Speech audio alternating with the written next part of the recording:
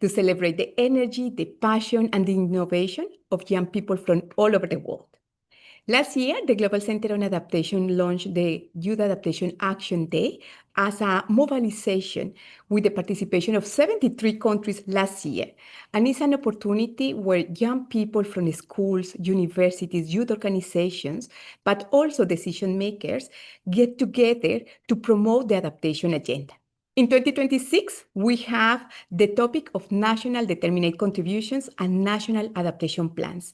We are inviting young people to organize consultations, and we have already registered 81 countries that are hosting consultations. We start today with this global virtual consultation, and during the week, there will be events, and all these inputs will be put together in a global report that will be presented at COP30 in Brazil. I want to welcome all our speakers. We have a very, very interesting agenda. I want to welcome Rosa Morales, who is the co-chair from the Adaptation Committee. She's from Peru and also was part of the core team hosting the COP20 in Peru. Also, Moksumi Melagni, he is the team lead of the Leg and Nap unit at the United Climate Change Secretariat in Bonn.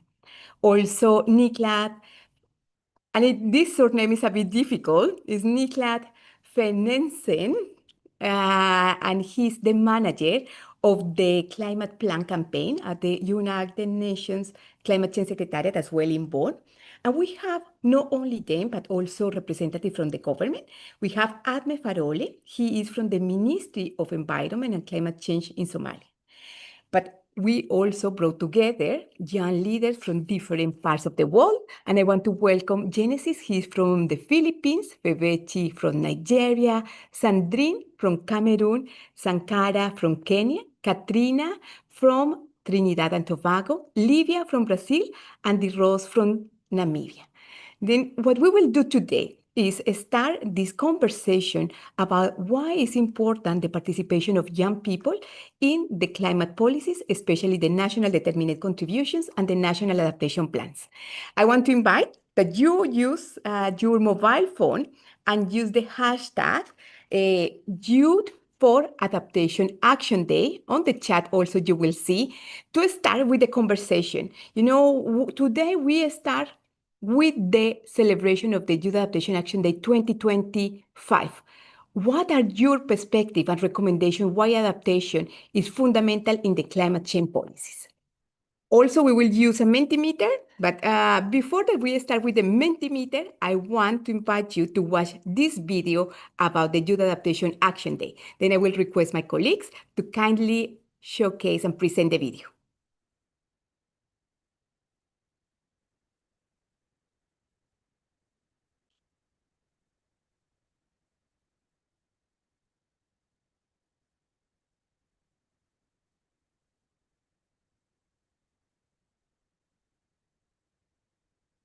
In the meantime that we start with the video, I want to welcome everyone. We have participants from 81 countries, and we know that we have different time zones from the Pacific, also coming to Europe and Africa, and it's very early in the Americas. Then thank you very much to all of you. It is a very exciting time. If you have not registered your youth adaptation consultation yet, you are invited to go to the GCA website, and the chat will have the link to register your consultation. And also, remember that we have the guide that was used to guide and provide a step-by-step guidance on how you can organize your consultation. Julene, do we have the video? Can we present the video?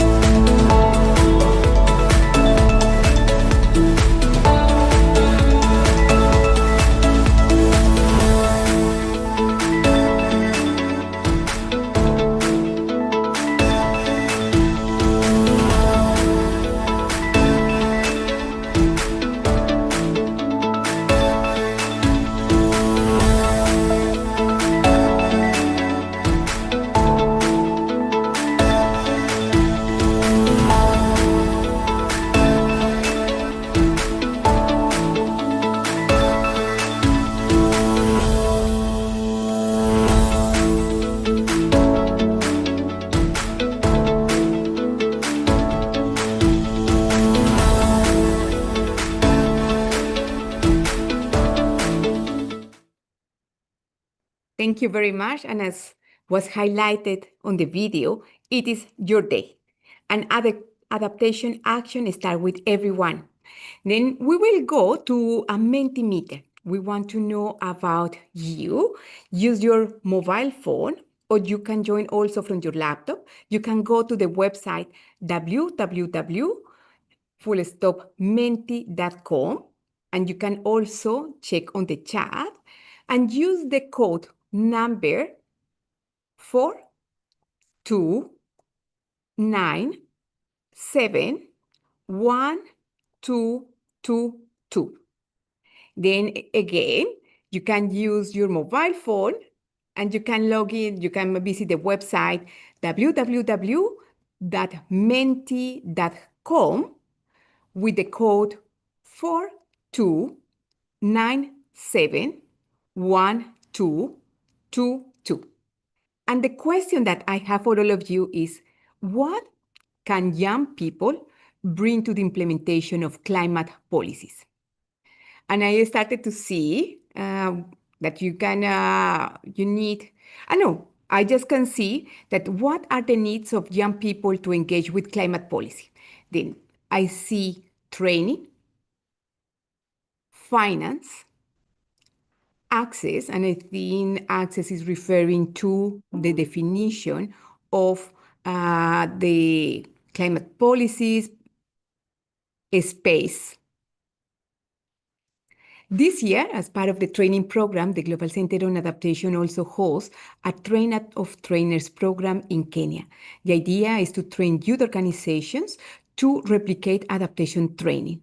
Also, we can see here on the Mentimeter, education, information, capacity building, and we can see the finance is getting bigger. Finance, access, and training are getting bigger and bigger. Also, the point about voice, that young people also have a voice to shape the climate policies. Decision at the table, that young people also can be part of these decision-making processes. Inclusion, equality. And it's interesting to see that finance continue being one of the main points. Remember that governments agree to double adaptation finance. And during the Youth Adaptation Forums that the Global Center on Adaptation hosted this year, the call for adaptation finance has been one of the key priorities. We need to accelerate implementation of adaptation policies, but also we need funding. Then it is an invitation to all of you to continue including your perspective about what are the needs of young people to engage with climate policy. To start with this very interesting consultation today, we have 4 speakers at the beginning that will give a general overview of what is happening in the adaptation and climate change agenda, the perspective of governments, and also the perspective of other stakeholders. I want to welcome them, the panelists, Rosa Morales, as I mentioned at the beginning. She is the co-chair of the Adaptation Committee. She is from Peru, and she was also leading the organization of the COP20. Thank you very much, Rosa. And you have been part of the decision-making process and now also helping to accelerate the adaptation agenda, co-chairing the adaptation committee. From your personal experience as a decision maker, but also engaged in this topic for several years, what is the message and then the recommendations that you have for young people that will start this celebration today of the Youth Adaptation Action Day, and especially this consultation of the National Determinate Contributions and National Adaptation Plans? Over to you, Rosa. Thank you, Adriana. I would like first to say that on behalf of the Adaptation Committee, we congratulate the Global Center on Adaptation for launching this Youth Climate Adaptation Action Day. And we thank you for inviting us to speak in this truly inspiring event. I would like, as you mentioned, speak coming from my own experience. And the first thing is to congratulate the work and the engagement of youth constituencies on the climate discussions and in policy making also. And I'll come to this in a moment. In particular, I think that the role in the adaptation action agenda is very important, and we all know that this is a moment in which we need very much this to get into the action at this very moment. As you mentioned, during my experience in my country, when we assumed the presidency of the COP, I can tell you that the youth input was very important, but also at the level of policy implementation. In Peru, we have a National Commission on Climate Change. We've seen that in the Mentimeter, a lot of people mentioned, a lot of the people participating here mentioned space, mentioned access. So I imagine you are asking for the access to discuss, the access to bring your ideas into the decision-making spaces.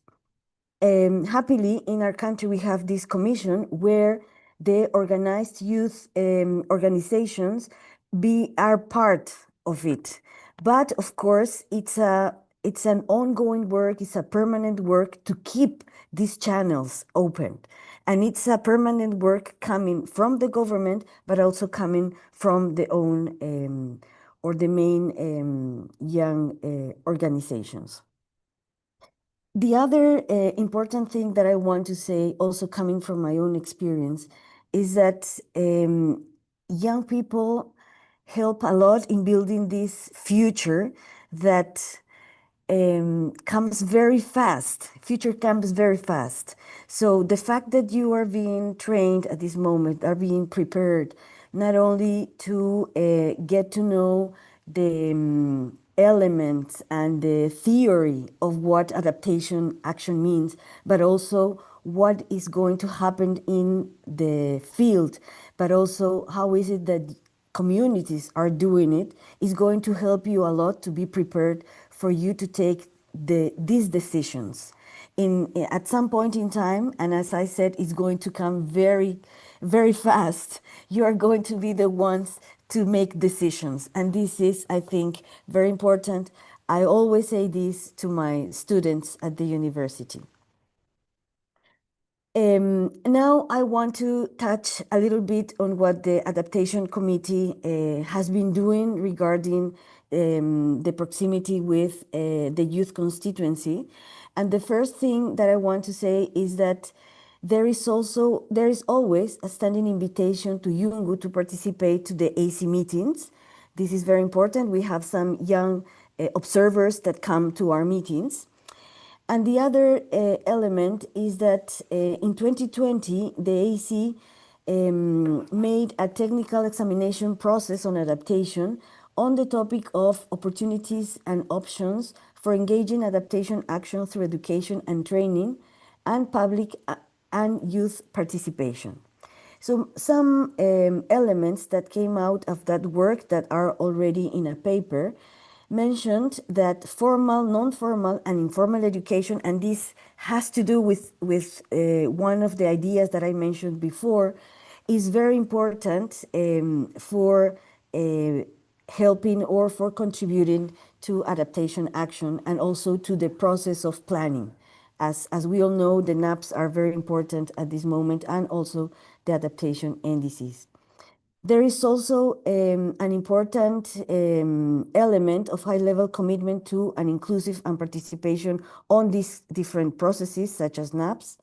And also, there is a very important element on institutionalized participation mechanisms, such as the one I mentioned that we have in my country.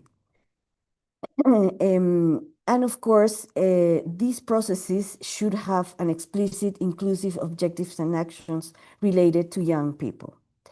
With this, I don't want to take more time, Adriana. I know there is a very tight agenda, and we want to hear from you, young people, their opinions and how is it that they view this future that is coming very fast. And I just want to finish saying that how is it that young people are very powerful agents of change. And as I mentioned, this change should come very fast, very rapidly, and we hope that what adults we are doing at least is helping to take some decisions and building your future and our future, actually. Thank you very much. Thank you very much, Rosa. And as you said, we are working together to build this climate resilient present and future. And you highlight the role of education, training, and public awareness, and the role of young people of agents of change. More people just join us. Welcome to all of you. We know that we have participants from all over the world, 81 countries. Welcome to the launch of the Youth Climate Adaptation Action Day, and especially this consultation on national determinate contributions and national adaptation plans. And Rosa, to reiterate that the outcomes of this consultation, we are also committed to share with the Adaptation Committee, with other bodies, and to bring the results at COP30. Then now I would like to welcome the next panelist. He is Moksumi Melani, and he is leading the team on leg and naps. And these are many acronyms. And young people are asking me, Moksumi, but what are these? What are the naps? And what are the NDCs? Then we have this universal agreement, the Paris agreements that governments adopted in 2020, in 2015. And all these acronyms, I would like to welcome you, Moksumi. And if you can briefly explain what is this? What are the NAPs? And what are the NDCs? And what is the difference between these two? And also to mention that the work that Moksumi is leading, congratulations to the LEC group, because this year, the guidelines to implement the national adaptation plans were launched at the NAP Expo in Zambia. Then congratulations, this is a very important milestone. And Moksumi, from your perspective, what are these policy instruments and how young people can contribute to the implementation and to design? Over to you, Moksumi. Thank you very much, Adriana, and greetings to everybody. First of all, I would also like to take this opportunity to thank you and actually congratulate the GCA for the continued leadership in engaging young people in climate change adaptation. We continue to productively and fruitfully collaborate with you, including through the work of the LDC expert group and also the work of the Adaptation Committee. And I'm also privileged to speak after the co-chair of the Adaptation Committee, Rosa Morales, who has already provided an overarching framing in terms of what we mean when we talk about engaging young people in climate change adaptation. I will highlight a few key points. First of all, I will start with the national adaptation plans. These are plans that the government put in place since 2010 to guide the implementation of adaptation actions on the ground. They serve as the primary vehicle for adaptation and resilience building under the UNFCCC. And through effective implementation of these plans, the national adaptation plans, countries can accelerate progress towards achieving the global goal on adaptation. Many of you would have heard about this as you follow the negotiations under the UNFCCC. Additionally, the national adaptation plans unlock direct adaptation finance that is serving as the primary pathway for developing countries to mobilize, coordinate, and scale up investments in climate resilience. When you did the first Menti, finance was appearing was one of the keywords there. So if you really want to engage in the space where you're also part of the mobilization of climate finance for adaptation, the NAPs are also the primary instruments in terms of doing that.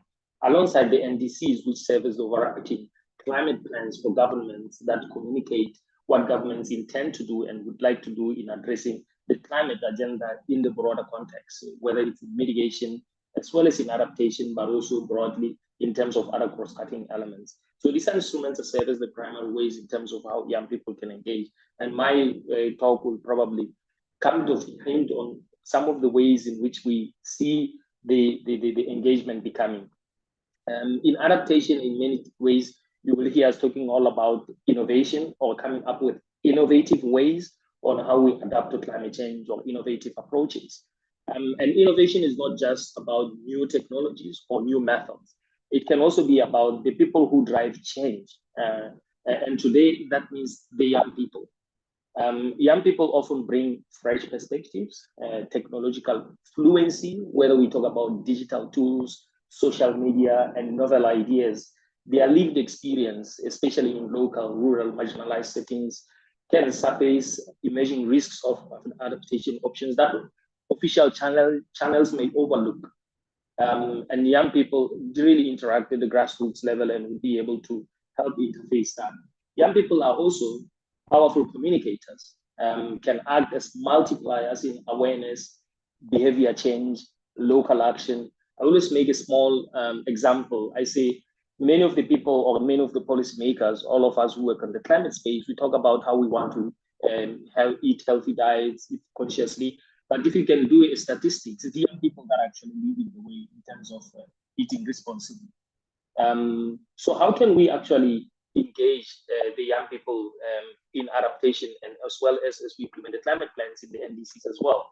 I always, when we interact with the colleagues, also my very good friend Adriana in the Global Commission Center on Adaptation, is that we have gone beyond the time when we want to say it is important to engage young people. It is now the time to see how actually young people can become part of the call, part of what we do.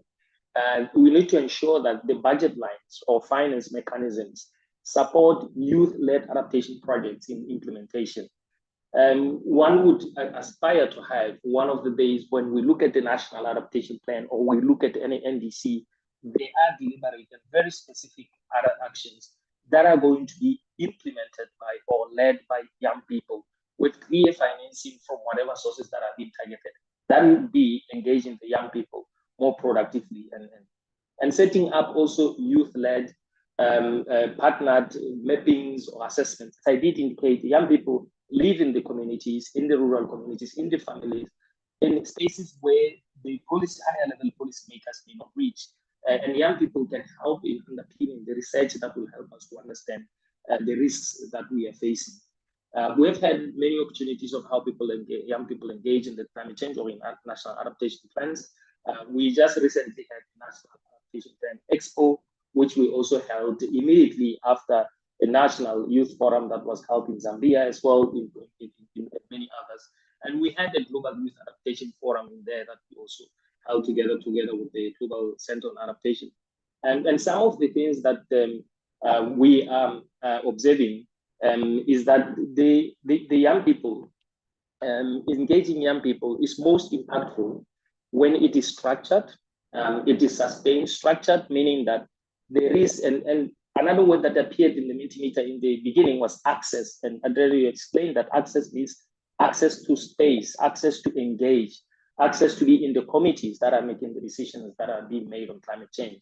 That access is important in order to make sure that the engagement of young people is structured. There are structured ways on how young people contribute to the agenda, and they are directly linked to the policy processes. So if we are talking about updating the NDC or developing a new plan, an national adaptation plan, how do young people contribute in a meaningful way?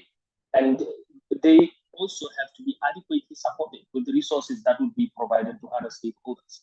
And also another thing that we observe through the expos in engaging with the young people is that the peer-to-peer exchanges that the young people have, and I'm very excited to have been part of the global youth forums that the Global Center on Adaptation is organizing around the globe, including in this particular day today.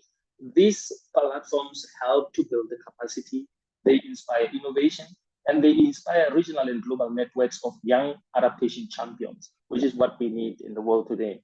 So in concluding my remarks, I would simply just say that the LDC expert group, or these developed countries expert group, has just launched what we call the updated technical guidelines for the national adaptation plans. These guidelines present important innovations or important new things in them. One of them is enhanced guidance on implementation and enhanced guidance on financing. And it provides an opportunity now for the young people, and I encourage all of you to go and look at the updated technical guidelines and examine what are the entry points, how can you contribute to your own national processes at the national level, even at the global level as well. It would be key to also communicate that. And also last but not least, it will also be important, of course, in the global space, if young people also follow and track trends in terms of what's happening. Currently, right now, all countries are expected or have been invited to have their national adaptation plans in place by the end of 2025. We are still far from being there, and if young people can also continue to raise the voice and push the policymakers in making sure that we do achieve some of these targets and goals, it will be very helpful. I will stop here and thank you very much, Adriana, for the invitation, and greetings to the young people all across the globe, and look forward to continue to working with you productively. Thank you. Thank you very much, Muksumi, for these remarks highlighting the importance of the participation of young people and the need to accelerate the implementation, but also that young people will be included in finance. And also a special thanks to you, Muksumi, and to the LEG group because the last 3 years, the Global Center on Adaptation and the LEG group have been working together, hosting these international and intergenerational dialogues event forums, bringing together young people at the Expo. We started in Chile, then after that in Bangladesh, this year in Zambia, but as well during the climate change conference in Bonn. Then it is a process, it's a journey that we are working together, and we are very pleased to work with you, Muksumi, and with all the members of the LEG group. Thank you very much. And now I am also delighted to welcome our next speaker. He is Niklas. Currently, he's the manager of the Climate Plan campaign at the UNFCCC Climate Change Secretariat. Niklas, thank you also very much for joining us. You have extensive experience working not only with governments, but as well to bring different stakeholders on the table when you were leading the climate agenda, also the UNFCCC. Now, people say 2025 is a crucial year, not only because we have the 10th anniversary of the Paris Agreement, but because also countries are invited to update the NDCs. But the same is, young people are asking, what are these national determinate contributions? And from your experience, how young people can contribute? If you can give us a general overview, what is happening in 2025, but also we have Muksumi talking about the national adaptation plans. What is the connection between these two policy instruments? And from your experience working with governments and different stakeholders, what are your reflections for young people that are joining us from 81 countries? Over to you, Niklas. Well, thank you so much, Adriana, and hello, everybody. It's really a privilege to have this opportunity to say a few words here at the launch of the Youth Adaptation Day. And a big thank you to the Global Adaptation Center, to Adriana and her team for organizing this. Yes, my name is Niklas. I'm working with the Climate Change Secretariat, UN Climate Change. And I've been over the last several years working with youth in different capacities. And I always find it a great inspiration to see the work that you can do and that you are doing. So thank you for that from the outset. Now, I've been asked to say a few things about the nationally determined contributions, the NDCs, which is a horrible name. Let me first, confirm that we all think that it's not a great name. And the NDCs is, well, now it's standard acronym. But basically what the real name should have been is National Climate Action Plans. Under the Paris Agreement, all countries agreed to work together to reduce emissions so as to keep global warming below 1.5 degrees. You know this. And we also know that no country can do that on their own. We have to work together. So the NDCs, the National Climate Plans, are the documents that each country prepare every 5 years to describe what they are going to do according to their capabilities and resources to combat climate change, basically. Now, what will you find in the typical NDC? Well, there is actually no prescribed format for an NDC, but there are certain information that you need to have there. First of all, yes, you need to have an emission reduction target. You need to put a year when you're going to achieve that target. You have to identify, if you're saying we're going to reduce by 50%, you need to know 50% from what. So you also need to identify what your baseline is. And maybe you will say something about how you think you're going to reach that target. And that is what the NDCs looked like the first generation when they were submitted the first time around 2015. But as Adriana mentioned, this year, 2025, we have the second update. So it's the third generation of NDCs that are coming in this year. And what we are seeing is something quite encouraging, actually. Different from the first climate plans. And we are seeing, first of all, that the NDCs are becoming much more detailed and specific and grounded in reality. They talk about what countries are going to do on industry, transport, cities, finance, education, training, agriculture, waste, and so on. Secondly, they're much better integrated. The first version of NDCs were typically done by 1 or 2 people in the Ministry of Environment. Today, what we have seen is that they're really the product of collaboration between the whole government, all the ministries, and also in most cases, based on consultations with civil society, with business, with youth, with indigenous people. So they're becoming more realistic in a way. So countries are submitting plans that are simply better than they used to be. And thirdly, and this comes into the question what Adriana said, what does this have to do with adaptation? Well, even if we have the natural adaptation plans, which are sort of the main documents for adaptation action, most NDCs are also touching up on adaptation. So you may ask, why are they actually doing that? Well, simply because mitigation and adaptation are closely connected. The more you mitigate, the less you have to adopt. The better you adapt, the less impact will there be from climate change. But they're also more closely put together, I would say. For example, if you look at a mitigation action such as protecting a forest, protecting a natural habitat, they act as sinks. They suck out carbon dioxide from the atmosphere. Carbon dioxide is one of the greenhouse gases that we want to reduce. So it's a mitigation action. But the forest can also act as a protection against storms. They can act as contributing to biodiversity and help with livelihood for the people living in that forest. So that action is both mitigation and adaptation at the same time. You have many other examples, such as organic wastes. For example, organic waste generates methane, which is also a very powerful greenhouse gas. If you are, instead of just letting it go out into the atmosphere, you're collecting the methane, you can actually use that as a fuel. If you use it as a fuel, you don't need to cut down the trees around you, for example, to get fuel or to use fossil fuels. So again, an example of mitigation and adaptation going hand in hand. And that is also why we see a lot of adaptation work being reflected in the national determined contributions, the national action plans. Now, this year, 2025, as I said, is the second time that countries have to update their NDCs. We have today received a little bit more than 100 updated NDCs. We have 198 parties to UNFCCC, so we expect to receive a lot more in the next months before COP and also during COP. And what we're seeing is what I said, they are becoming better, but they're also not good enough.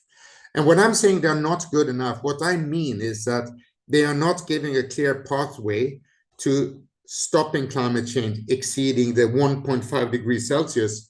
That is the target that science tells us we have to reach, and that is inscribed in the Paris Agreement as our objective. However, and this is something that also the Brazilian COP presidency has emphasized, you can submit the best NDC in the world. It doesn't matter if you don't implement it. As I say, the proof is in the pudding, right?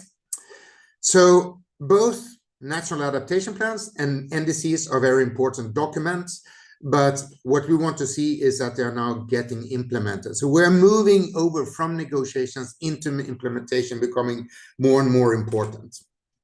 And this is where you guys are coming in, because who is responsible for this? Well, obviously, it's the governments that have signed on to the Paris Agreement. So they are responsible for making sure that they are following what has been agreed. But in the end, it's going to be the people on the ground, business, civil society, youth, indigenous people, farmers, workers, everybody else, you and I, in our normal roles, in our lives, we have to support this. And as I mentioned at the beginning, youth is something that always has been carried a very strong voice, a very inspiring and positive voice, not only in our negotiations, but also when it comes to product implementation. So the governments need your support. They need your support, first of all, to identify how can we achieve emission reductions, how can we adapt in a good way. Secondly, they need your support in raising awareness and creating understanding among your peers in your countries, in your societies, about what are we doing this. It's not only because we have to, because of the climate change, but actually if we are doing climate action in a good way, we will generate new green jobs, healthy communities, sustainable transport, healthy food, etc. The NDCs are more than just climate action plans.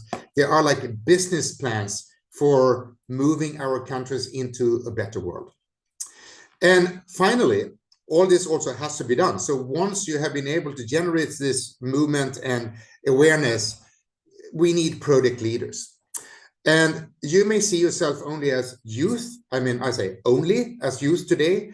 We have all been youth. We are, many of us youth. I'm senior youth, by the way. But I really, really see you as the leaders of tomorrow. And it starts by engaging today. It doesn't really matter so much who you are as what you are doing. So let me conclude by giving you 3 concrete pieces of advice for the way forward. Number 1, engage yourself. And this starts here today. And thank you for being here. Number 2, work with your community and beyond. Many people think that climate action, that means that you go to an international climate conference. And I must say that personally, having been to all of these meetings and been working in this space for many, many years, I find it much more meaningful to work at the local level where I live with the people around me than to go to international meetings. Of course, the international policy setting is very important, but the rubber hits the road on the ground level where we are, where you are. And thirdly, remember that you're not alone. Use the support of your peers, both at home and abroad. We are many, many, many more people who believe this is important than people who are either not aware or don't believe in climate action. And the Global Center for Adaptation is a great place to start to make these connections and networks. And I'm seeing here in the chat that there's a lot of introductions going on, which is exactly what we want to see. Also want to invite you, find me on LinkedIn. I'm more than happy to connect with all of you. So finally, let me wish you all success in the work you're doing, and I look forward to continuation. Thank you so much, and back to you, Adriana. Thank you very, very much, Niklas. Really an honor to have you here and to have these reflections, because you have been in the process for a couple of years, but also to bring your perspective about the role of young people. And as you said, we are together in this transformational change, and we need more people that are passionate, that are committed, because this transformation starts with every one of you, every one of us. Thank you very, very much, Niklas. Now, we will have a representative from the government. As I mentioned, in 2024, we launched the Youth Climate Adaptation Action Day as the largest mobilization of young people from all over the world, and we have the participation of 73 countries. We invited governments, universities, schools, and young people to organize lighthouse events. And now I am delighted to welcome Ahmed Farole. He is the head of the Youth, Children, and Gender Affairs at the Ministry of Environment and Climate Change in Somalia.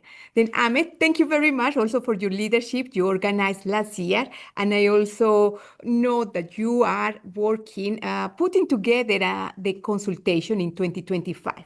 Then you are also part of the decision-making process and the definition of these climate policies. From your perspective as a government, what is the role that young people can play, and how in the through the concrete experience of Somalia, you have seen this engagement of young people. And also to highlight that Africa is the youngest continent in the world. And according to the projections, will continue growing. Then Ahmed, thank you very much for your leadership. Welcome. And please share your reflections with us. Over to you, Ahmed. Thank you, Adriana. Distinguished guests, representatives from the Global Center on Adaptation, youth leaders from around the world, warm greeting from Somalia. It is both an honor and privilege to join you today, the global launch of the Youth Climate Adaptation Action Day, a truly transformative global initiative that celebrates the power, leadership, and innovation of young people in advancing climate adaptation and resilience. I wanted to begin by extending my heartfelt appreciation to the Global Center on Adaptation and Mrs. Adriana for their tireless support for creating this global platform, one that unites over 180 countries, amplifying the voices and the action of the Somali of youth for climate adaptation. Across the world, the impact of climate change has become increasingly evident. Rising sea levels, desertification, extreme weather events are threatening livelihoods and human security. Yet in these challenges, young people everywhere have become the driving force of change, from renewable energy startups in Asia to reforestation movements in Latin America and to local adaptation projects in small island nations. Youth are redefining what climate leadership looks like. The message is clear. There is no adaptation without youth participation. Climate policies that fail to include youth perspective risking misses the creativity, technology, and the community knowledge that are essential for building resilience. When I turn to Africa, we see both the heart of vulnerability and the epicenter of the potential. The continent contributes the least to the global emissions yet bears the heaviest to the climate burden. From prolonged drought in the Horn of Africa to the floods in the southern Africa, millions are become displaced. Communities are losing livelihood. But Africa is also the youngest continent in the world. Over 60% of its population are under 25 years old. This is not a statistic, it is a source of power. Africa's youth are not just future leaders. They are today's innovation. They are today's innovators, farmers, negotiators, and policymakers. They are designing the climate-smart agricultural systems, leading renewable energy enterprise, and driving advocacy national and international levels. At the Africa Climate Summit 2 in Ethiopia and leading up to COP30, young African leaders are calling to locally led adaptation, equitable climate finance, and meaningful inclusion in the policy process. Across the continent, youth networks are translating global commitment into the local action. When I am talking about in Somalia, climate change is not abstract issue. It is a lived reality. Our people in Somalia are on the front line of droughts, floods, and displacement. Yet Somalia is in the front line of action, demonstrating that even fragile contexts, strong climate governance, and youth engagement can lead to progress. When I'm talking about the Ministry of Environment and Climate Change in Somalia, the ministry has taken studies that they can do an action towards the climate change. The ministry has implemented strategies, policies, and plans that can adapt and mitigate climate change in Somalia. Now the ministry has submitted its National Adaptation Plan and its National Determined Contribution NDC3. And we wish that these documents have officially launched the COP30 in Brazil in November. Also, the ministry has taken deliberate steps to empower Somali youth and ensure their active participation in shaping the national climate agenda. Allow me to highlight some of our achievements, of our major achievements. The first one is the establishment of the National Environmental and Climate Action and Engagement Plan for Youth and Children, 2025 to 2030. This is the first ever national framework that systematically integrates youth and children into climate policy, adaptation, and resiliency planning. It provides a roadmap for youth participation, education, and innovation aligned with the Somalis National Adaptation Plan and National Determined Contribution. The second one is the ministry is organizing the Somali Youth and Climate Change Conference in 2025. This is a landmark conference brought together over 400 young leaders from all federal member states and in Banandi region to engage with government officials, civil society, and the development partners on the issue of climate adaptation, climate finance, and mobility. The conference served a national platform for youth participation to represent their priorities for COP30 and the Africa Climate Agenda. Also, the ministry has launched the Somali Youth Climate Leadership Fellowship in a partnership with other partners. The ministry has launched this fellowship, this flagship on 8-week national fellowship program that selected over 100 outstanding youth from across Somalia. The fellowship equips young leadership with practical knowledge, climate adaptation, climate governance, finance, and technology. As we celebrate Youth Climate Adaptation Action Day, I wanted to remind all of us, policymakers, development partners, private sectors, that youth are not just beneficiaries of adaptation programs. They are co-creators of the solutions. To Global Center on Adaptation and Adriana, thank you again for your vision, leadership, and partnerships through your global initiatives. Thank you. Thank you very, very much, Ahmed, and congratulations for the initiative that you have shared about how the ministry is engaging young people in Somalia to be part of the implementation of adaptation solutions, the climate change policies. And also thank you for hosting in 2025 the Youth Consultation on National Determined Contributions and National Adaptation Plans. We continue. I can see on the chat that more people have joined. Everyone is welcome to introduce yourself. And we are here at this global virtual consultation of National Determined Contributions and National Adaptation Plans as the launch of the Youth Adaptation Action Day 2025.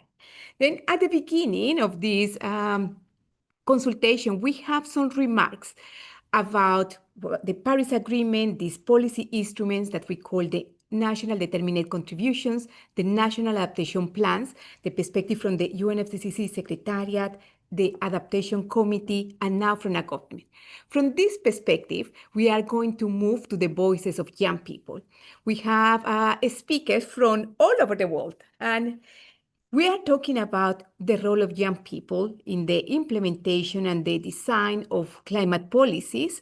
And I would like also to invite the members of the Youth Advisory Panel. We have Genesis from the Philippines, Febechi from Nigeria, Sandrine from Cameroon, Sankara from Kenya, Katrina from Trinidad and Tobago, Livia from Brazil, and we have the Rose from Namibia. Welcome to all of you. We are extremely delighted to welcome and also to know that you are championing the adaptation agenda in each one of your countries. I would like that very briefly, if one of you will give your perspective about this, the role of young people in the implementation of these policy instruments, and if you have any good practice or experience or lessons learned, especially from your country. Then I would like to start with Genesis from the Philippines. Welcome. And what is happening? What is the perspective that you have from the Philippines? Again, over to you. Hello, everyone. My name is Jen, and I'm from the Philippines. In the Philippines, we work at Mangrove Matters Philippines, where we do restoration, conservation of mangrove forests in the country. Right now, we are trying to campaign for the Coastal Greenbelt Law, which aims to restore mangrove forests in the Philippines. So I think one of the ways that young people can contribute to the NDC, the implementation of the NDC, is empowering us to learn about the policy mechanisms that can further advance the NDCs. What kind of laws or policies might we imagine to perhaps contribute to the implementation of these nationally determined contributions? So yeah, that's it for me. Thank you so much.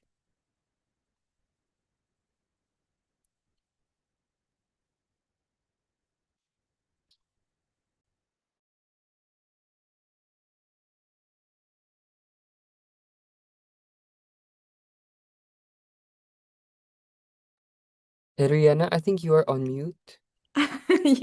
Thank you very much, Gen. Yes, you are right. Thank you very much for this contribution and to highlight a concrete experience and good practice about how young people, through the Mangrove, for instance, initiative, are supporting the implementation of these climate policies. Then from Asia, let's move and travel to Nigeria, to Africa. The Febechi, Desmond. Then what is your perspective? Over to you, Febechi.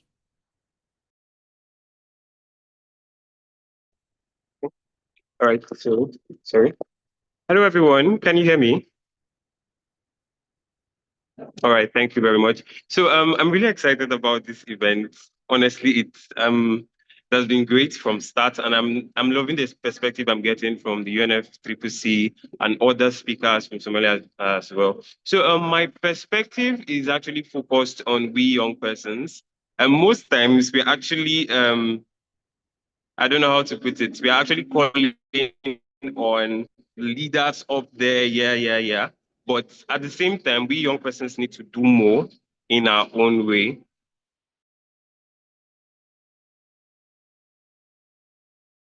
That's in terms of thinking outside, not just doing things the normal way, because at some point, we need to also attach emotions to climate change, because if climate change comes and hits us, it's actually hitting already. But if it hits us more than it's doing right now, we will not be able to actually be on this call.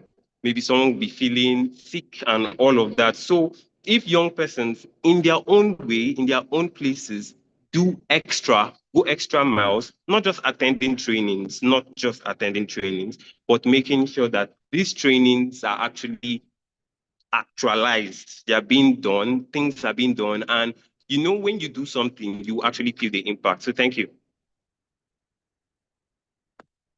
Thank you, Febechi. Another call to support the implementation. And Febechi was the winner of the Youth Video Adaptation Solution competition last year, and is also an opportunity for young people as a communicators to spread the word, to raise awareness, and to use social media to raise awareness. There is an invitation to all of you. We have participants from 81 countries that are following this global consultation. Take a moment, take a photo, a selfie of yourself, take a photo of the speakers, and put on your social media that you are attending the global consultation and what are your takeaways about this global consultation. Then we will continue in Africa. We have Sandrine. Sandrine is from Cameroon. Sandrine, what is your perspective regarding the youth participation in the climate policies? Over to you, Sandrine.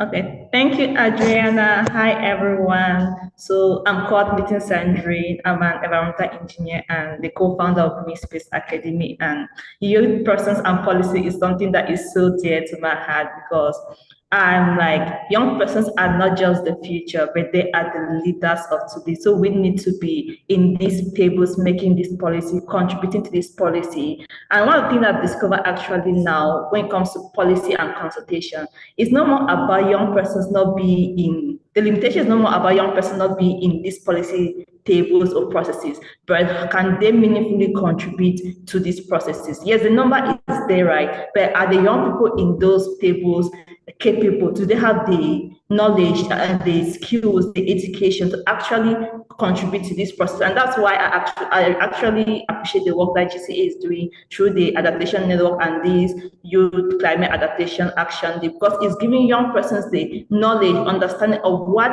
NDCs are, what is that country doing, and it's really, really, really very important that young person understand NDCs now for them to actually contribute. Because if we don't understand this, how do we contribute? Yes, they'll gather us in these conferences, but you just then listen like someone was singing a song because you don't understand what is happening. So I really, really appreciate the work of NDCs, and I would like to align with this one. Young people should not only wait that maybe they should call us or you want they should call you before you take action. We are complaining of these challenges everywhere, but now we are not only sharing the challenges, but we're also sharing the responsibility to act and to adapt to these challenges, and to adapt in such a way that we are not only addressing the issue that we are facing now, but we should also adapt and work towards preventing water challenges from happening. Thank you, Adriana. Over to you.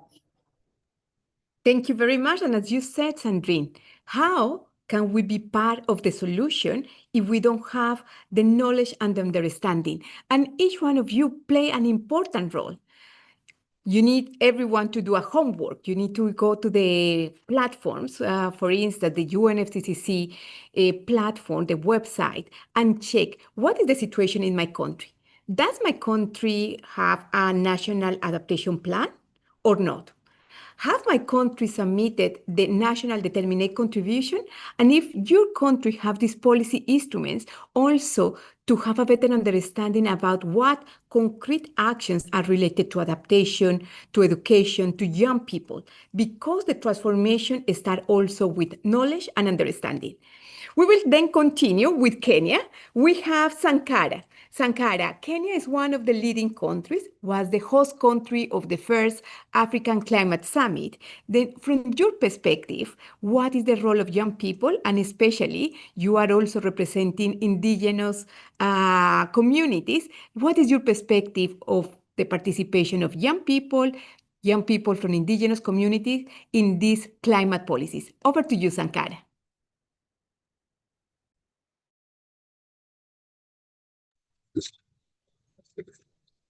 Okay, thank you so much, Adriana. I really want to take this opportunity to appreciate the speakers from UNFCCC, my brother from Somalia, for also the good works that they're advancing. My name is Sankara Nyagaya from Kenya. Kenya, for probably those who are with us today and are not aware, Kenya is a country in the East Africa, in the Horn of Africa. So we are a progressive nation, and just to begin by saying, Adriana, that the NDCs in Kenya aims to reduce by 35% the greenhouse gas emissions by the use of renewable energy, afforestation, sustainable agriculture, and land use, among other strategies. And the NDC 3.0 that will be guiding the policy from 2025 to 2031 also has boldly taken up the national adaptation plans as a priority consideration area. This one is very progressive because the National Adaptation Plan was drafted in 2015 and has been reviewed over the years to be able also to guide also the national adaptation plans. So the youths also have been strongly involved in the development of these policies. If you're able to look at the National Climate Change Action Plan for 2023 to 2027, there is a lot of priority for youth participation, youth education, capacity building, and also involvement in decision making in areas that are also concerning matters policy. So it has also been very progressive also because the inclusion also of the youths, the women, and the people with disability have also had an opportunity to get their voices also captured in these national policies. So I think as we launch this Climate Adaptation Action Day for the youth, I want to say that it is a very big growth even from last year. We can see an entry of several other organizations, several other youths also participating in this largest awareness, advocacy, and action-oriented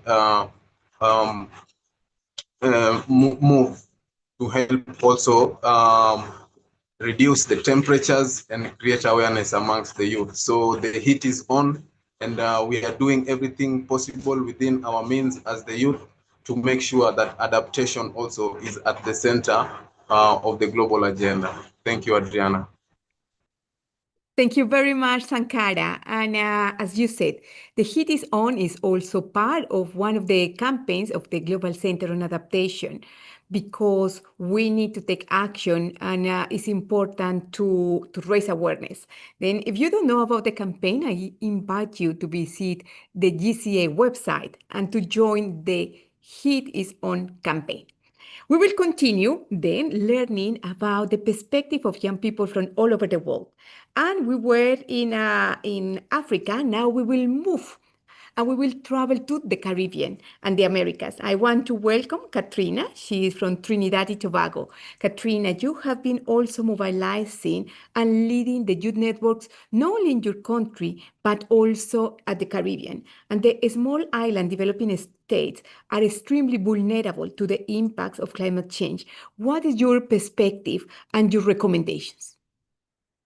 Thank you so much, everyone. My name is Katrina Can Roberts from Trinidad and Tobago, part of the Caribbean Climate Network and also the Trinidad and Tobago Climate Network. I have been working throughout my entire youth to bring our beautiful, diverse Caribbean people together because we are all small island developing states, meaning that climate change is going to impact us in a different way. We're going to experience sea level rise, plus the sea surface temperature rise, changes in our variability of our just season. Everything's going to happen. And I always like to say that the Caribbean is like a string of pearls of different colors and sizes because of our different cultures. But in our common vulnerability to climate, we hope that storytelling is going to bring us closer together and, ease those fragments so that we'll be able to empower the youth to be able, in each country, in their own flavor, in their own shape, size, color, to be able to make that impact so that we can face this oncoming climate change together and reduce our vulnerabilities together. Make sure that we are strong enough to adapt to all of these things that are going to affect us because we know that it's coming. It's all about making sure we have the tools, the capacity, and the resources to meet it when it does. So thank you so much for the opportunity. This is a wonderful space for young people to know that we do have what it takes to make the future better for all of us. Thank you. Thank you very much, Katrina. And it's about the tools, the capacity, and also the resources to implement this transformation. I want to continue welcome all of you because I was informed this event is not only here on Zoom, but in all the GCA social media channels. We are live in YouTube, LinkedIn, and other social media channels. I want to welcome all the participants from all over the world. Here in Zoom, we have participants from 81 countries, but also thank you to each one of you for joining the conversation about the national determinate contributions, the national adaptation plans, and the most important is how young people can contribute in these policy instruments, not only in the design, but especially in the implementation. And let's move. We will continue in the Americas. You know that COP30 this year is hosted by Brazil. And in 2020, this year we have the 10th anniversary of the Paris Agreement, that is the largest policy instrument regarding climate change in the world. And Livia, you are from Brazil. Brazil is in only some weeks, we'll welcome the leaders of the world, civil society, to discuss and mobilize different decisions. And one of the key points is also adaptation. From your perspective, how young people can be part of these policy instruments. Over to you, Livia. Hi, Adriana, and thank you so much for the invitation to be here.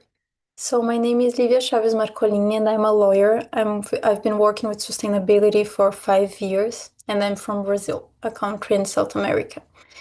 Brazil is known for its territory, rich biodiversity, and its essential role in global climate regulation, especially because of the Amazon rainforest. And recently, we have updated our NDC, committing to reduce greenhouse gas emissions by 53% by 2030 and to reach climate neutrality by 2050. Besides that, our NDC doesn't focus in youth, not yet, at least. And I think this is a big concernment. And also, besides that, our national adaptation plan, it dates back to 2016, so it's currently outdated. It is a very important theme, but it needs to be updated, reflecting Brazil's new climate realities, integrating gender, social equity, and especially youth. And I think Brazilian youth has an important role here to update this document and to bring a new and wider national adaptation plan that includes youth, and that brings us to the center of the discussions, because this is so important, as we are the future decision makers, and we need not only capacity building, but we need to be highlighted in these important documents. So I would just like to highlight those points concerning our nationally determined contribution and our national adaptation plan, and say that I'm really willing to see COP30 results and see how my country will contribute to climate change. And I think it's going to be a very, very important moment in 1 month only. Thank you. Thank you very much, Livia. And as you said, it is a crucial time. In a few weeks, the leaders of the world will be in Brazil. And we are advocating for funding for adaptation, but also that adaptation will be a key priority. We need to build the capacity not only of the individuals, but the communities and the institutions to be prepared to the impacts of climate change. But the most important is to generate this transformational change, that we can generate jobs, that there will be a good livelihood for everyone. Now we will continue and we will go back. We will move to Africa, and we will hear also the perspective of Ross. Ross, you are from Namibia, and coming back to the youngest continent in the world, what is your perspective regarding youth participation in these climate policies? Thanks, Adriana. Greetings from sunny Namibia. So our climate is generally considered to be among the driest in the world, with our government having declared multiple nationwide state of emergencies in recent years. So yes, the heat is indeed on. And so Namibia has demonstrated strong climate leadership through its 2023 NDCs, which targets a 91% reduction in projected greenhouse gas emissions by 2030. Our government, in collaboration with the UNDP, they are currently implementing the NDC 3.0 project, which aims to support the NDC 2.0 implementation stocktake, to assess how far that has been implemented, and then also to update then the third generation NDCs, according to the Paris Agreement, to which Namibia is a signatory. And the update is due soon, and we are expecting the highest possible ambition, considering national circumstances, while aligning with the 1.5 degrees Celsius trajectory, which is the general tone, I can say, of adaptation plans and policies. policy expectations from the Southern African countries, and we are expecting nothing less considering the bold efforts and commitments coming out from countries like neighboring Botswana. And as it regards the youth in the space, I am happy to be able to say that the Namibian youth are not only participating, we are mobilizing. We are mobilizing for the creation of regional youth climate hubs to support the local innovation and knowledge exchange. We are mobilizing for dedicated financing through a youth climate innovation facility targeting an estimate of 2 million USD by 2026. And we are also mobilizing for the institutionalization of youth seats in climate decision making at all levels, including the forthcoming NDC, the 3.0 update process. Thanks, Adriana. Thank you very much, Rose. And as you said, it's also important how this participation can be institutionalized, but as well, how we can track progress, and indicators also play an important role. Now we have a big perspective. We started with this overview about the Adaptation Committee, the perspective from UNFCCC Secretariat, the perspective from governments, and now young people from all over the world. And to all the participants that now are with us, if you are here in the Zoom, but also if you are following the live stream in any of the social media messages, I want to invite you to use your mobile phones. You can use your mobile phones and go to Mentimeter, www.menti.com. On the chat, you will find also the link. And you can use the code for 2971222. And the question that we have now is, what can young people bring to the implementation of climate policies? And here we can see the energy. Yes, the energy that you have, research evidence, because we have also young people that are doing their master, their bachelor, their PhD, but also just empiric research that can identify the problems, but as well the local solution. Innovation, adaptation intervention, life experience, local knowledge, raising voice, and many of you have implemented different initiatives to bring together your local communities. It also was mentioned the importance of locally led adaptation. And what does it mean? That the interventions, the solutions should be according to the local circumstances, to the local needs, but as well to the local culture. How you, as a young person, can identify what are the challenges, but also bring together the community to develop and co-design together local solutions. We continue, we have activists, we have the will of change. Yes, we need not only that young people, as it was mentioned before, young people are agents of change, but also you are these connectors. You are communicators. You can bring together your communities, your families. You can amplify the messages. You can also do research, but many of you are also involved in decision-making processes because there are some young persons. For instance, our representative from the Ministry of Environment, Somalia, being part of different decision-making processes. We have then here also the point about technology, innovation, and we can see the word justice, voice, innovation, energy, technology, education, research, critical thinking.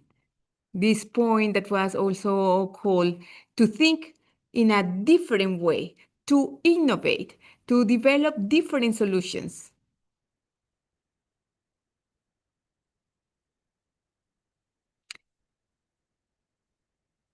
This is very good. We have different elements about what young people can bring to implement the climate policy. My call to you is that you continue engage using the Mentimeter to put your ideas and recommendations there. What we will do now, I would like to invite all the panelists to very briefly just give your takeaway. If you will have, a final message, a final call to action to global leaders, what will be your call to action? Every one of you, all the speakers, very, very briefly. And I would like to start with you, Jen. Hello, everyone. I think my call to action to global leaders is to start taking young people seriously. We should be given clear and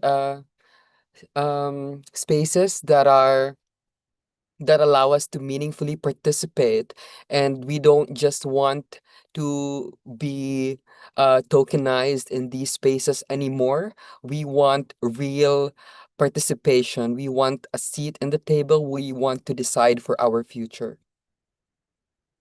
Fantastic. Well, let's continue. Sandrine. I so much align with Jen because it's not like young people have anything to prove. Like young people have proven beyond doubt through actions and things that are doing that we are capable. We can take responsibility. So young leaders need to bring young people to these tables. That we are not just beneficiary of the solutions or policies that they are creating, but we want to be co-creators of these solutions and of everything that concerns us. Because as Jen said, we are not just leaders of tomorrow, we are also leading to the hour, proven that beyond reasonable doubt. Thank you. Thank you, Sandrine. Sankara.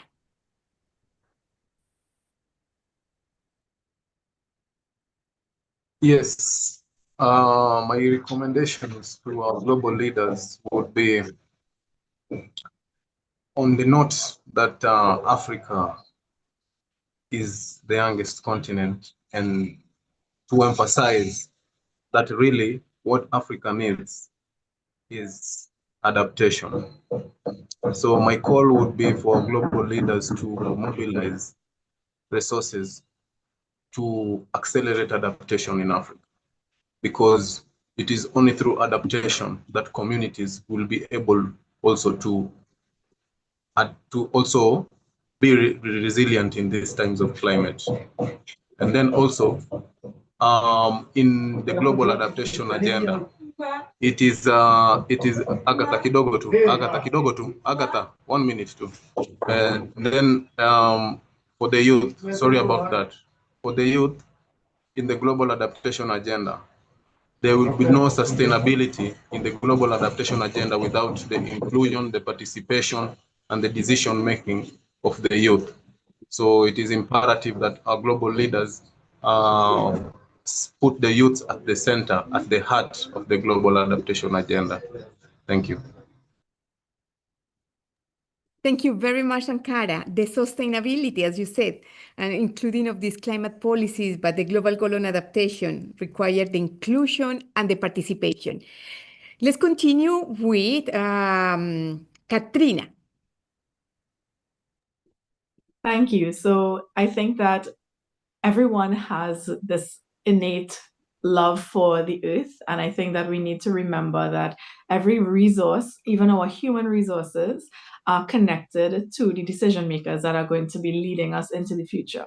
And then, of course, young people are the decision makers of the future. So if you teach your young future decision makers the way that resources are supposed to be shared throughout all the different facets of resources on this planet, I think that that would be the most useful thing to go forward. Thank you.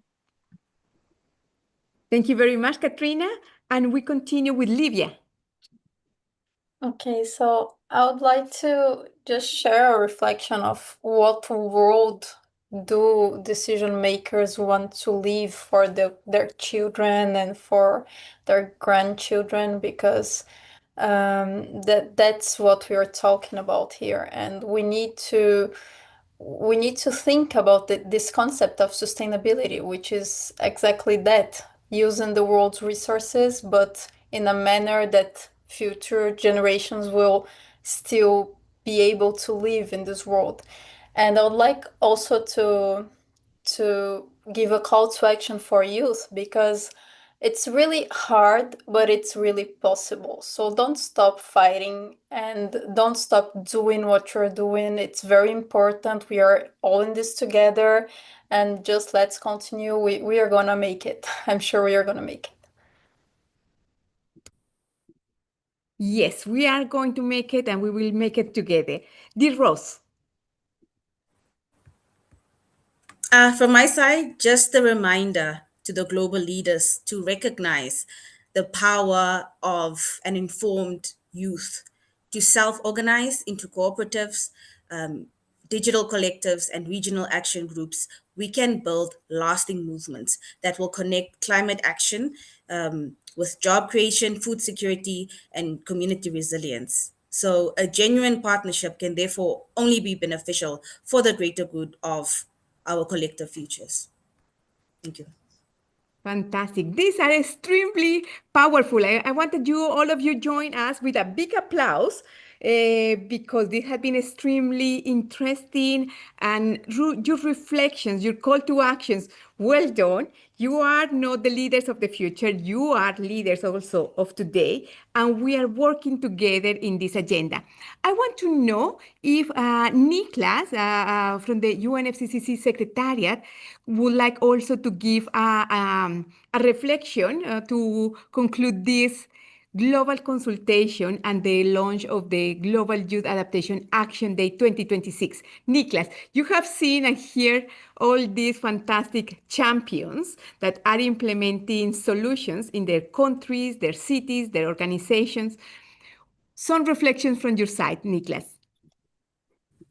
Yes, thank you so much, Adriana, and really a big thank you to everybody who has contributed to this launch of the Global Youth Adaptation Day. I must say it gives me a lot of inspiration, and I'm not surprised. Working with the youth part of the climate world has always been very, very positive. There's nobody saying this is going to be easy. It was never easy. But I think that we have a great strength in knowing each other, in knowing people like Adriana and everybody else on this call. I think that the examples that you have provided here on what you're doing, what you're seeing as challenges and opportunities for your work is all really, really important. And I can see also that when we go to COP30 in Belém, actually almost exactly a month from now, it starts on the 10th of November, we will bring with us your voices, and some of you may be there also. And I'm not going to be there myself, but my colleagues who are working on this will be there for sure. So we will continue this, and we really hope. I mean, I look forward to see the work that you are doing and to learn about the outcomes of all these youth consultations that are happening now. But I just also want to say that.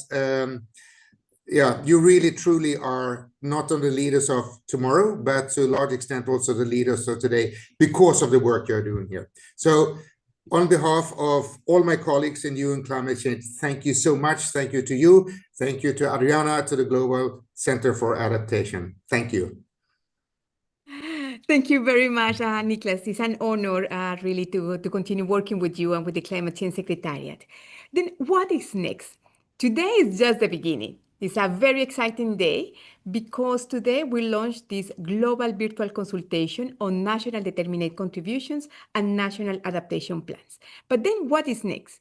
Many of you have registered your local consultations. It will be 1 week of consultations. If you have not registered your event yet, here on the chat, my colleagues will include the website where you can go on the website and register your event. It will take you some minutes. You only need to include who is the organizer, who will participate, when is the date. Currently, we have registration from 81 countries, and we want to reach at least 100. Then if you have not registered your consultation yet, remember, go to the portal of the Global Center on Adaptation and register your consultation. Second point, if you register your consultation, you don't know what to do there. There is a guide. And also the link to the guide will be included on the chat. It is a step-by-step guide about what do you need to consider for organizing your consultation. You will have templates, for instance, the agenda, but also there is a questionnaire that can guide these conversations at the local and country level.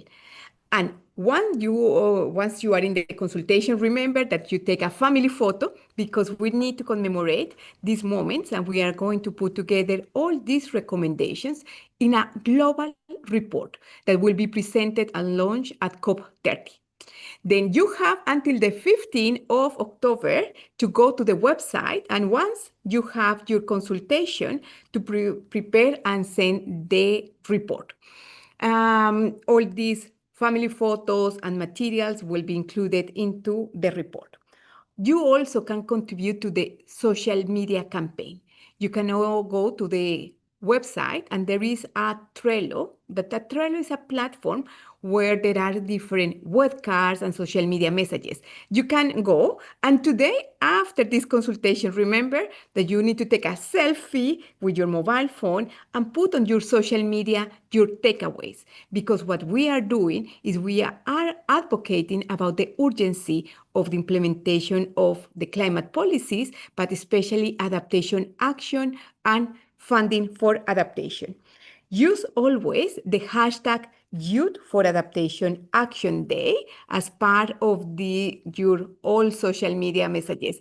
We have received that many of you have prepared videos and you are already posting. Thank you very much. It is how we can really engage and inspire many, many other leaders. And a special thanks to all our panelists. You really have highlighted and you are inspiring leaders and decision makers from around the world. Please continue with your work. All the best in your consultations for the panelists, but also to the participants. And I heard that it is possible, and I will invite my colleagues who are supporting also the technical part, that we are going to take a family photo with everyone. Now, it will be an invitation to all the participants only to turn your camera. It is possible, Julie? Yeah. Then now we will have the assistance of the team working on the communication. A special thanks to all the team of the Global Center on Adaptation for helping to organize this global consultation and especially this launch event. It's a day to celebrate, to recognize, and especially to mobilize adaptation solutions. Who will guide us? Julene, we have here a team that has been working to put together this event, and also my own team of the Youth Leadership and Education Program. Then I will invite you, all of you, if you can start turning on your cameras, and we will take a couple of photos. Then if you have not turned your camera yet, we have some panelists here. I can see Chiara, if you can, and Ayana. We have one that is the Global Center on Adaptation, but it's also possible for the participants to turn on their cameras.